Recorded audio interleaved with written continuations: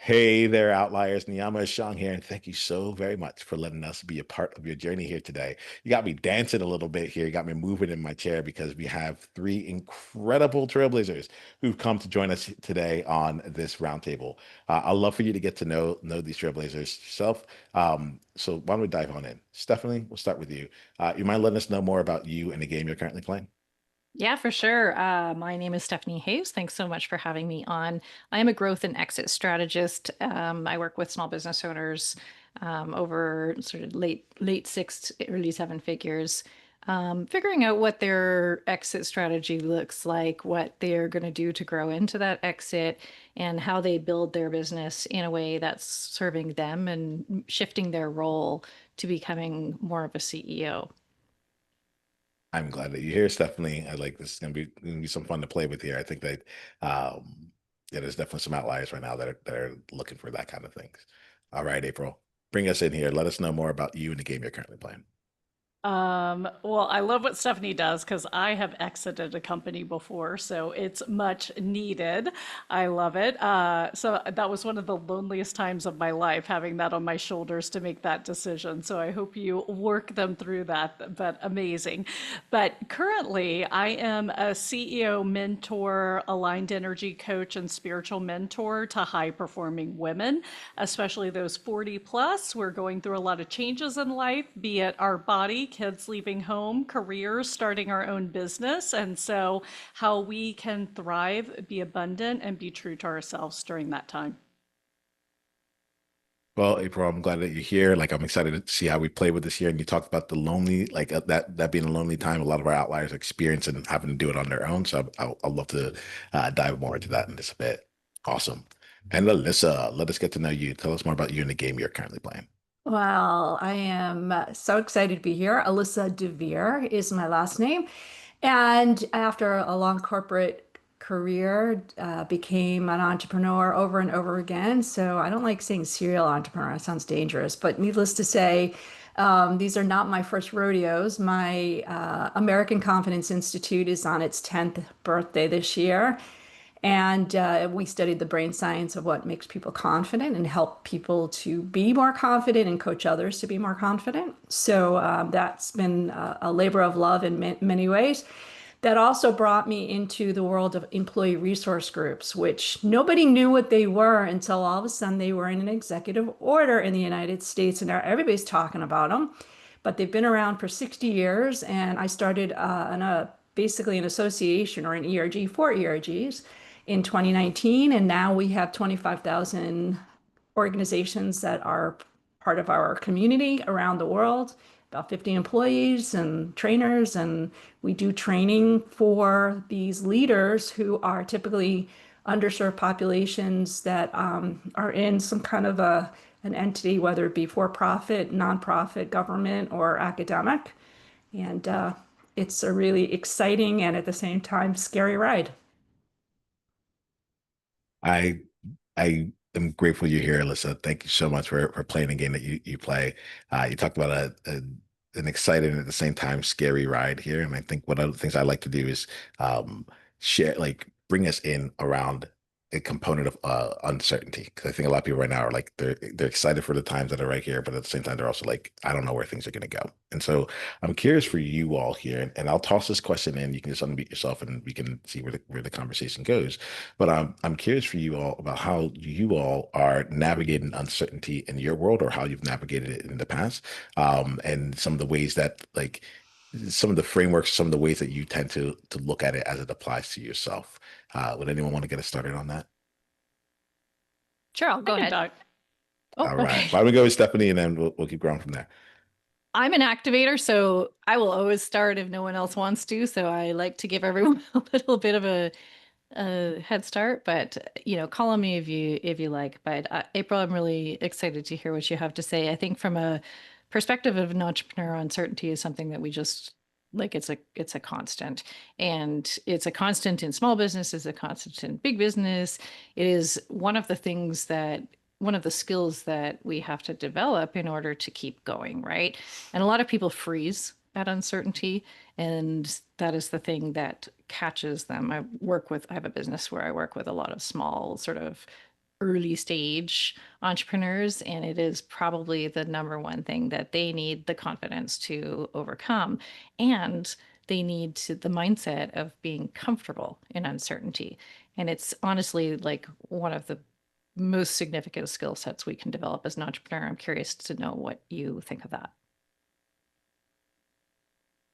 Awesome. I love it. So for me, I have changed significantly. In the past, well, I'm a 9 quick start, if you know the Colby. So I thrive on uncertainty and change, as I think most visionary entrepreneurs do. I mean, I think April of 2020, when everyone else was in despair, we were like, let's go. Um, and we made major impact and changes. That being said, as my and back then, what I would do is just go ahead and imagine the worst case scenario, right? Like if I felt fear or uncertainty, it's like, okay, what's the worst case scenario? Imagine it, accept it, and then go forward. And you know, that was a little bit of mindset or playing with my mind and my emotions. And as my spirituality has deepened, I honestly just trust God and I practice gratitude. I practice gratitude for the good things, the bad things, the uncertainty, etc. And life becomes magical. I don't really worry about things anymore, which also backs my visionary entrepreneurial nature. So it's kind of fun.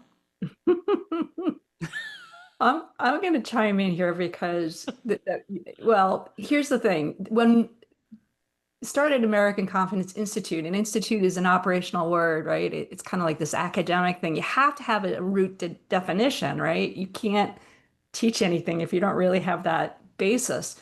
And the definition of confidence literally is the certainty about the truth of something.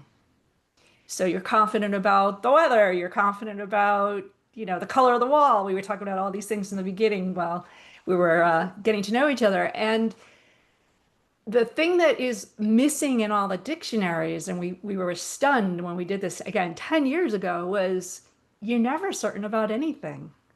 It doesn't exist in the real world. And if you remember biology, chemistry, any science class you took, maybe you remember the little graph with the bump in the middle, the bell curve kind of thing. Yeah. Or maybe you were on the bell curve at some point in a test, right? The ends of those tests are those tails, and those tails are what we would call the confidence intervals, because if you fall in those areas, we say, all right, it's okay. There's a chance we're wrong, but we're confident enough. And so this whole thing of confident enough is driven me anyway for a really long time, which is I'm never going to know with certainty a lot of things. I can't control everything, number one, given, but even the things I think I have some kind of control, things can go squirrely. You don't know. So as an entrepreneur, it's like, okay, do I feel certain enough to feel confident to make that decision? And I'll say to myself, yeah, but there's those little tails, those little confidence intervals that maybe things are not going to be the way they are, and that's okay. But if I don't do anything, that's worse. I was curious to hear from you on this because to me, the relationship between certainty and confidence is obviously closely tied. And one of the things that we talk about with these early stage guys who are just like, they've never done this before, and they're kind of like, unless I know everything, I shouldn't move forward. And what I kind of come back to is like, yeah, we live in a world of uncertainty. And to me, uncertainty is actually really energizing. It's like a problem to solve. But for these guys, what we talk to them about is what are you being confident in, right? And what can you be confident in? And can we use that confidence to move us forward and recognize and accept that the rest of these things are going to remain in uncertainty until we take consistent action and get closer and closer to certainty. But what actually does need to be certain for you in order for you to move forward? And it's often not the things that you think, right? They think that they need to be certain they can find clients. Actually, you need to be certain that you can try. You need to be certain that you can. Those are all within your locus of control. And so that feels a lot more empowering for them. Does that resonate with you? Yeah, well, absolutely. And, you have to be confident about not being confident, right? I mean, it's kind of the bottom line of what you said. At the core of it, and when I say it, the core of our confidence, whether it's afraid to get clients, or afraid to do a presentation, afraid to start a podcast, is all this afraidness, this fear. And when it comes to confidence, there's three fears. There's a fear of failure. Nobody likes to fail, especially if you're being an entrepreneur, because it feels yucky. Fear of regret. You know, if I do this or I don't do this, how am I going to feel later? And the big one, which is fear of rejection. What are people going to think of me? And so I think if I take what you said and take it even down a lower core thing, it's never about the action. It's not what I have to do. It's, am I going to fail? Am I going to regret? Or am I going to be rejected? Is really at the core of it. And as soon as you give it that name, then you can be like, okay, now what are we going to do about it? Or is that really a rational fear? Is that something that when you say it out loud actually is something that you agree with? Or if I said that to you, would you agree with me? And you start to look at it as like a objectified thing, it becomes a lot easier to handle. And I think that's kind of what your methodology or that description you gave is, just that that's at the core of it. It's emotional. It's moving from this concept that we get so tied to of judgment. Was something good or was something bad?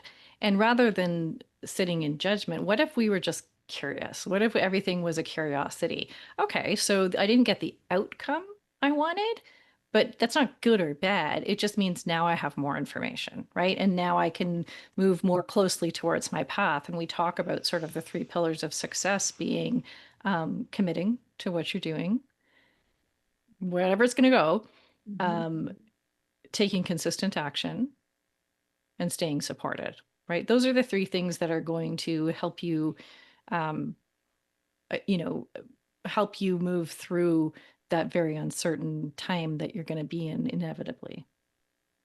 I think April has that in spades just from our introduction. Yeah, right?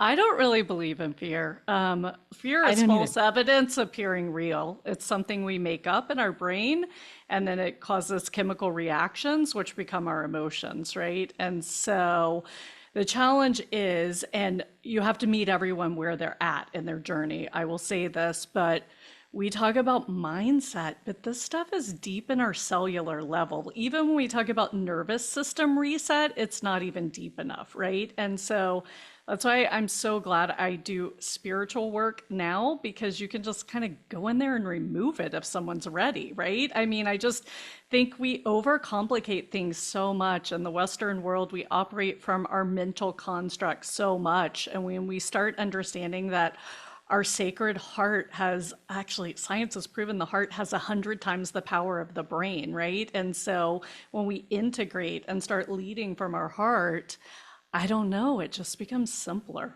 I mean, that's what I would say. Like, you don't really need a process, you don't need a framework, a strategy.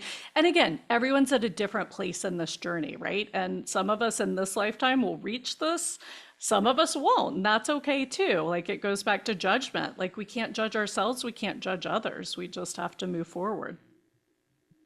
One of the big things I would say that, particularly with my clients who are further ahead, like these are the guys who are starting to think about an exit. They're not at the early stage, but one of the things that they have really ingrained is to really like focus on that logical mind. And they get to the point where the logical mind is not serving them anymore because they are Yes. so judgmental about, I did this or I didn't do this, and all my peers are doing this thing. And the most significant thing I can do with them is take them out of what they think it should be and come back to who they are as individuals. And we build a business around that. And it is mind blowing how much of a Yes. change it makes to the business and to them and the way that they live inside their business. And that's really like getting into your heart, right? It's getting into the heart of who you are as a business owner and what you need and what you want and who you want to serve and all of that. Like, throw away all of this, like, what's my ideal customer avatar? Like, just stop, right? Like, you're Right. way past that now. But like the heart, and actually in that very same vein, the most impactful thing you can do for your business is connect to the heart of who your customer is and what they really truly want, and what they're thinking and what they're feeling and what they're saying and what they're doing, but not at the risk of being misaligned with who you are as a CEO. When Yes. we make that shift, amazing things happens to businesses. I love that you said that because, I help a lot of clients with marketing and you want to talk heart to heart, which is the challenge with AI, right? We have to be careful. And I use AI for messaging and content, but I have to make sure it's still coming from my heart, right? Like it's just helping me be less verbose, more succinct, etc. Um, but in marketing, for so long, it was like, what's your ideal client? Like when they're falling asleep, what are they worried about? Crawl into their brain, crawl into their heart. But I agree with you. I always tell my clients, don't forget about you. You have to show up in your marketing too, and in your messaging and in the voice, because it needs to be a mutual attraction, right? You're attracting in the ideal person and they're attracting you in. So I'm totally on the same page with you. So I would like I'm appreciative of the way this conversation goes. So like allies have a general thing. I'm like if the conversation's hot, I'm not stepping in on this. Uh, we're now in a place where we're talking about the heart. Is there anything else that really wants to be said related to this right here for any outliers overall? Yeah, I'm go gonna, ahead, Alyssa. yeah, well, it only goes to the conversation you and I had earlier today, right? Yeah. Um, which is, I mentioned in the beginning I have two companies, and the first company literally is my heart, right? It's where I get on stage or I'm talking to a coach or somebody, and it's just like, oh, like full body, full emotion. It's me, it's what I do, it's everything I live for. And then I start this other company that I realize I want to sell at some point. So I set the whole thing up so that it's not the Alyssa show. And, I'm curious. I liked everybody, and Niiamah, you especially, like, there's three women here, and we're always telling we got to put our hearts in everything. But you know what? It's a lot easier for me as an entrepreneur to build a bigger company where I am not the center of the universe because I need other people to do stuff. I need other people to take me out of the equation so that when I do come to Stephanie and say, I want to sell this puppy, there isn't that, well, how dependent is it on you, right? So I'm almost saying the opposite in some ways. I think there's businesses that you have to have your full heart in, but there's lots of other examples I could give you my own here where I think actually it serves me in the wrong way. I'll leave that on the table. Well, and to clarify, I mean tapping in for intuition. I don't mean your heart like you do everything, right? Like it's just let that be the leader and then the brain taps in to tell us how we get there, right? Because the brain is the computer and it's going to craft the way. So when I'm guiding my clients, and I went through this in my own entrepreneurial company, building a multiple seven-figure financial firm that I sold, and, when I first hopped in, I just ran it all by intuition and I was doubling every freaking year. And then someone came in to teach me how to run a business, right? Which I'm super grateful for, but putting in metrics and all these like more masculine elements to the feminine energy version of running the company, it became complex and hurt my head. So what I had to do was learn that and say, okay, this indicates the problems, and then I can intuition for the creative part of how to solve the problems, right? So again, you go from one extreme to the next to find yourself balanced in the middle where you're leveraging all the aspects. And yeah, you cannot scale a business if it's a one man or woman show. Like that's not a scalable enterprise, right? So I totally agree with you. So I think it's maybe what we mean by it, but I love your perspective because I faced that same challenge when I started this business because I was the face, I had a TV show, I was always the one on stage, etc. And I was a little burnt out from it.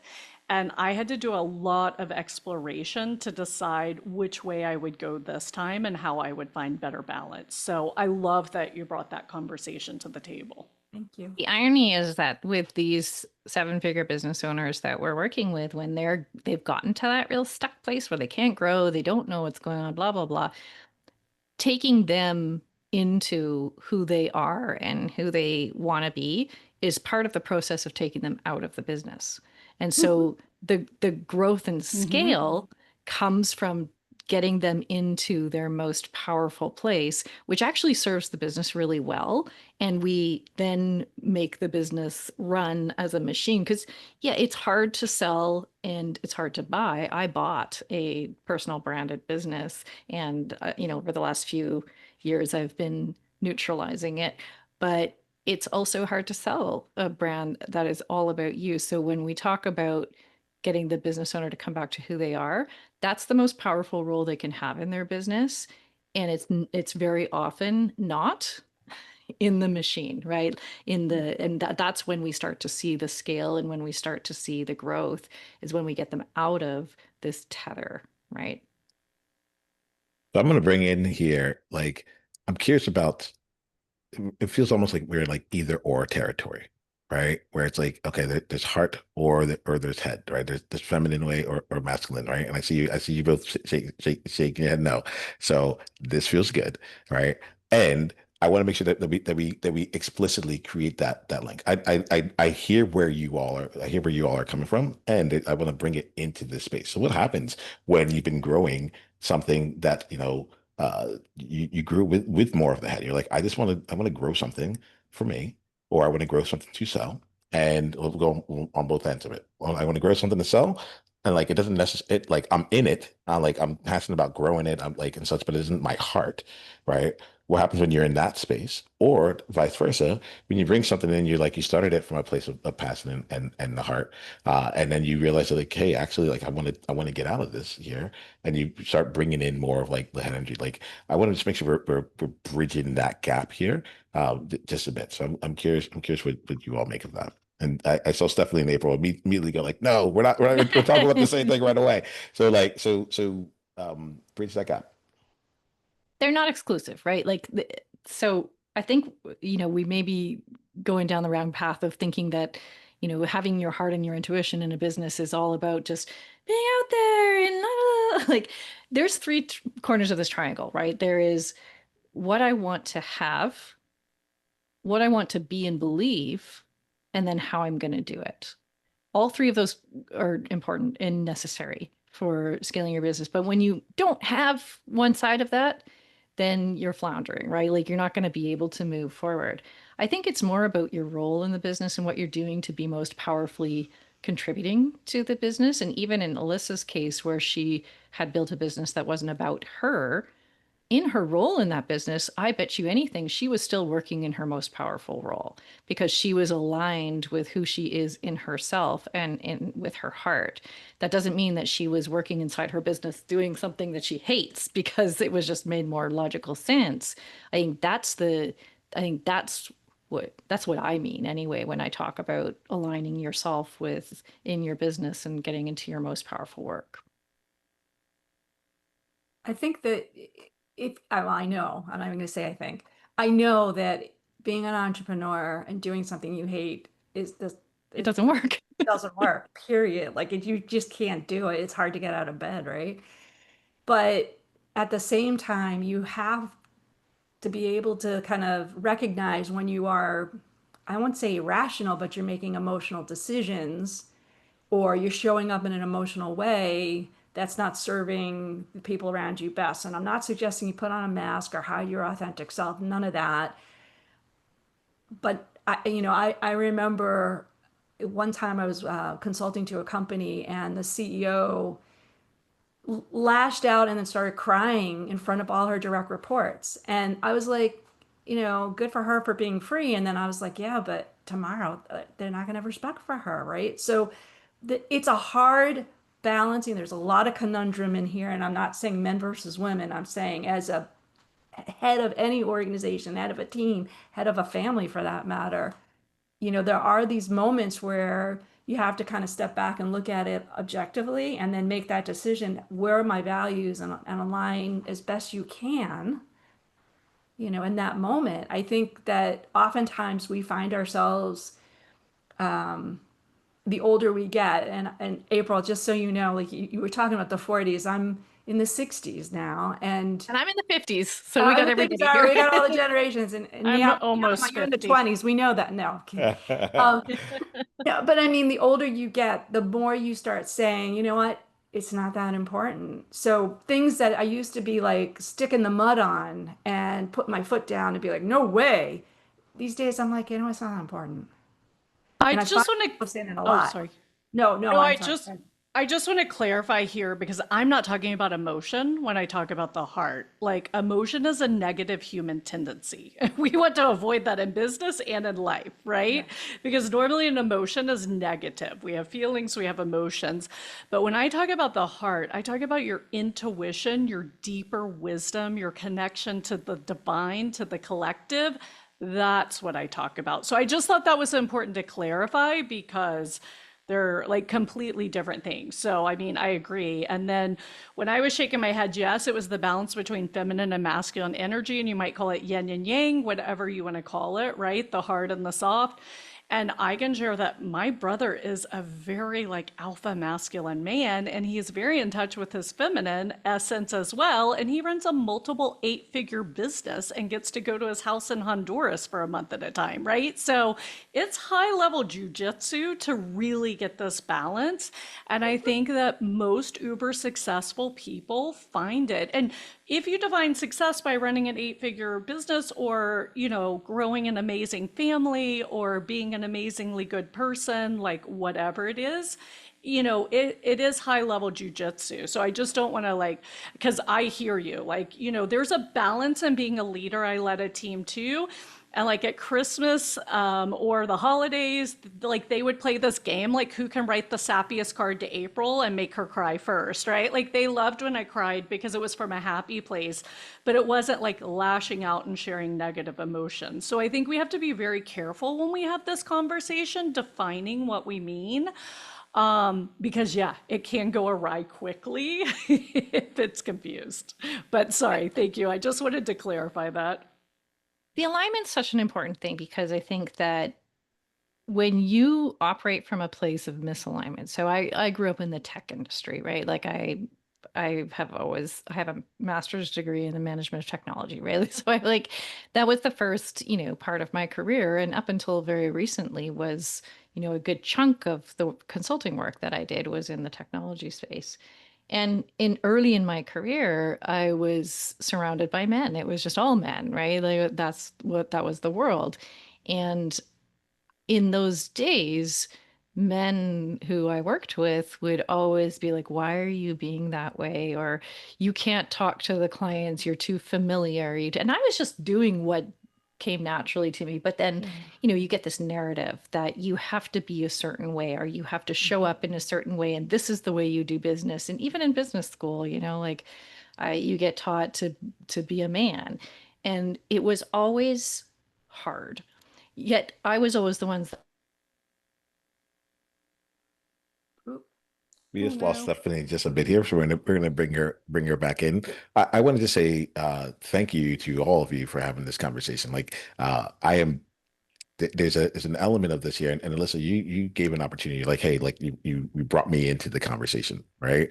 Um, I appreciate it. I'm not actively staying out for. I'm sorry, I'm choosing to stay out for a reason right now with the way that the conversation's going, and the reason for that here is honestly, I think it's really like a wonderful opportunity to have you three specifically, like sharing in this space. And I think that there are nuances to how each of you are seeing it that I'm listening. I'm like, there are outliers out there who won't get this perspective. They'll get me on another Yeah. conversation and they'll hear this, but they'll miss out on this perspective that y'all are bringing to this here and the nuance. I think that there's a lot of nuance that's being brought forth. So I appreciate you on that, too. And it looks like Stephanie will come in and be able to join us once she's able to come in. Um, Good. so I like there's something that's been playing out for me earlier, and I forget who mentioned it. They talked about the scary and the excited, and so I'm going to move a little bit off of this space here, but I'll bring us into a new question.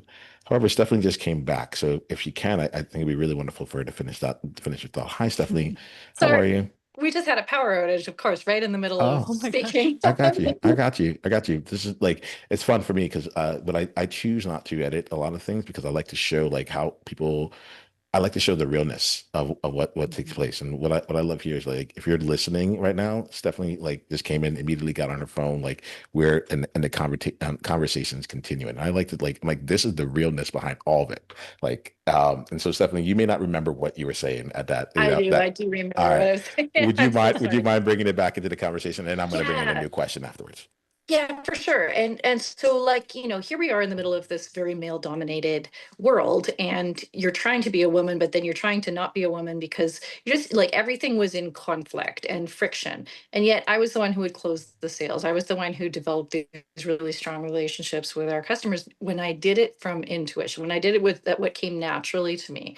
And for so long it just felt like this friction and it felt hard. And then I when I left the consultant, well, I never really left with small business owners. It's a Hey, very Stephanie. yeah. Sorry. Well, unfortunately, that just broke up. You just came back in here. So if anyone's listening, they're hearing that Oh, there. Yeah, it's okay. But go ahead. Bring it in here. We might have the bottom line it just now, just in case something's going on around your area. But one does now. sure. Yeah. When I started working primarily with women, things got really different and I could be exactly who I am and I could use my own intuition and I became a lot more successful because I was able to I did felt free, right? I felt much freer. And then I could close sales much more. So Stephanie, unfortunately, it broke up again. We're gonna give it a little bit of like a space to like come to, which is it is unfortunate here because and I'm gonna let this play itself out, everyone. All right, outliers. Just so you know, it looks like Stephanie's having some technical difficulties. Hopefully, she's able to come and join us again later on here. But we're gonna continue in here. Alyssa, April, thank you for the conversation we've been having so far. I think that there's a part of me that is listening to this and thinking about it from the standpoint of an outlier who's out there and is like, okay, I'm ready to play this game in a way that's aligned with me. All right. And I think Alyssa, it might have been you, but you said something earlier about being scared and excited at the same time. And so I'd love to hear about like for any of you, I'd love for you to hear about like the edge that you're currently playing on. That's the edge to me is something that like a project that you're taking on. It might give you sweaty palms or like have you like breathing in more deeply. But something that you're taking on right now that like has you uh at that fine balance of being both scared and excited that a friend is scared sighted and play out from there. Like, so what is it that you're creating? And I think that like the reason I'm asking this question is like we want to know what you're envisioning, what you're building right now, and then like meeting us in that area of creativity and like in that building stage, we want to see how you're actually like how you actually bring it out to life. So April, let's say either of you feel called to answer that one. Oh gosh. Well, there is, and April will back me on this because she's another neuro nerd, I can tell. Um, Neurotransmitters that are guiding that fear as well as that excitement are the same. Mm. And so, what I tell my children who are now grown adults is, if you're feeling scared, look at it and go, that's not scared, that's excited, that's anxious in a good way. There is it's actually been around for about 30 years now, this idea of peak anxiety in the athletic world where you're so psyched to go, but you're a little nervous because, it's a race or something that's really important. And that peak anxiety is what gives you the ultimate energy and motivation to do something. So if you can channel that nervousness or that, oh, this I could fail into, wait, this is so exciting, and remind your brain it's the same formula, it's the same recipe in there. It really helps. It may be another little mind trick, but I use it all the time. And I think when you realize that excitement well before you're at a point where you can't do anything about it. So in other words, like I do a lot of keynote speaking, right? And so I know the first time you do a presentation, or at least I do a first time I do a presentation, it's not always going to be smooth. And so rather than wait for that stage situation, I will go out and find opportunities to just practice, to do it for free, to get friends together, to ask a business if they want me to come in and do this as a trial thing. And so I manage that knowing that I'm anxious about something in a way of saying I'm excited, but I want to make sure that when I get to that point, it's peak anxiety. It's not nervous, sweaty pits, that kind of fear. So again, maybe age is playing into the ability to kind of foresee that. But when you tune into the fact that you're feeling something and you look at it again, objectify, is that fear or is that excitement? And you're like, yeah, it's excitement. I just have to manage it a little in a way so it doesn't turn to fear. I don't know. It's very empowering. April, what do you think? My fellow neuro nerd up there. Well, it's interesting you said that because I would say that fear and excitement or being scared and excited are two sides of the same coin, which is exactly what you said in a different way. And I'm happy you said that because at first when he asked, I was like, oh, I can't answer this. I don't really get scared anymore. But I realized it's my gratitude practice that keeps me from getting scared because the difference in which side of the coin you're looking at is the perspective from which you're looking, right? Which is what you shared, Juju. And so because I'm grateful for everything good or bad, it all becomes good, right? It all becomes positive. And so it's more the filter you're looking at it through or feeling your way through or, that trust. I don't know. It's interesting. So let's keep leaning in here. I like where we're going with this here. Part of the reason I asked this question, so I'm just like, what are you creating right now? What's the thing? What's the thing that has you like almost like having choosing to become more than you've ever been in the past? Like that's the thing I'm really curious about because y'all have done. It's really interesting listening to this conversation and being here because there's an element of this that almost feels like it's foundational, if not like elementary. It's like, yeah, oh yeah, like there's some things that we're talking about that feel like, oh, well, that's just part of like personal development or like being a person. But I'm talking to very like accomplished people in their businesses with what you've created, and these things still show up, you know? Oh And I yeah. Because Niam, yeah, yeah, just so you know, if you're not watching it, you may not have heard it, but like at simultaneously, you wrote a list, we're like, yeah, like this definitely is happening good. well, I'll let Alyssa go first, and then I have a great analogy for this I love. Yeah, well, I mean, that's why I picked that example because I am doing this, I do about 100 keynotes a year, and yet this one conference, they booked me 2 years ago. They were like, we want you on the list, and we want you there. So I feel like I better be really friggin' good at this. And it's a women's leadership conference. The name of the talk is, confident women wanted to change the world. So like here I am, I'm going to be on the stage and I got to change the world for these women so they can go change the world. That's a big responsibility, right? So when you ask the question, that's what popped into my head. But, in terms of fear, like, yeah, if you're not nervous about something that's important to you, then it's not important. Because what you're going to do if it's important is you're going to look at all those angles and be like, okay, where are the possibilities that something go squirrely? Where is something that I haven't done before that I need to be better prepped or that I can make a little bit more certain, going back to the beginning of our conversation? If you're not doing that, then you've gotten complacent and cocky. And cocky is not confident. Cocky is the opposite. So if you're in a place where you're like, "Pfft, I can do anything, uh, tell me when you're driving because I don't want to be on the road right then. And April. April, it's all you. Oh no, I was going back to, when I was a financial advisor with the TV show and, speaking all over, I always said we got to get back to the fundamentals, right? The basics and the fundamentals win the game. Think about it. How much do baseball players get paid and what do they do? Like 5 days of the week, they're fielding ground balls or catching pop-ups or batting, right? Like it's the fundamentals that they practice over and over again so they become natural.